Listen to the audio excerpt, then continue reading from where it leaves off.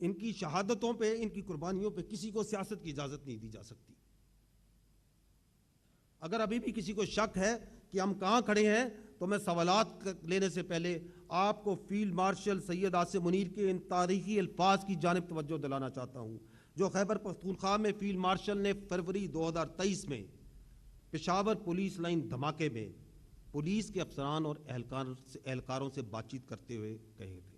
سنیے ان الفاظ کو۔ تمہیں پتہ ہونا چاہیے ریاست کی جنگ لڑ رہے ہو، اللہ تم لوگوں کے ساتھ ہے،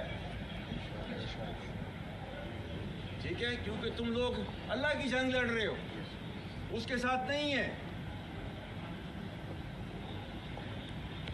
کیونکہ اللہ نے حکم دیا ہوا ہے۔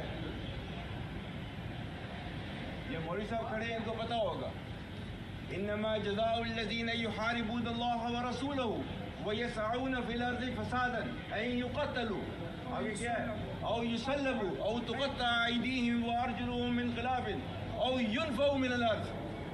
آپ نے یہ سارے کام کیے ہیں۔ اللہ تعالیٰ نے حکم دیا ہے کہ جو اللہ اور اس کے رسول سے لڑائی کرتا ہے اور زمین پر فساد کرتا ہے، ساتھ ہی اس کو یہ بھی پتہ ہونا چاہیے ذَلِكَ خِزْيٌ فِي الْحَيَاةِ الدُّنْيَا، یہی ہے، اور آخرت میں یہ دنیا میں سزا ہے، اس کی آخرت میں اور ملے گی، ٹھیک ہے۔ یہ ہے آپ کا قانون، یہ ہے اللہ کا قانون، اور آپ چونکہ اللہ کے قانون پہ چل رہے ہو، آپ اللہ کے سپاہی ہو، کوئی دنیا کی طاقت آپ کو ہرا نہیں سکتی، یاد رکھنا میری بات، ٹھیک ہے۔ قربانیاں ہوتی ہیں اللہ کے راستے پہ، کوئی آپ کو ہرا نہیں سکتا۔ تو یہ اس ایمان کے جذبے کے ساتھ جو ہے میدان میں اترا کرو،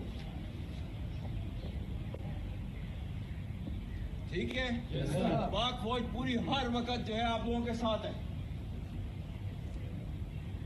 ٹھیک ہے، اور ہمیں فخر ہے اپنی پولیس کے اوپر اور اپنی لا انفورسمنٹ ایجنسیز کے اوپر۔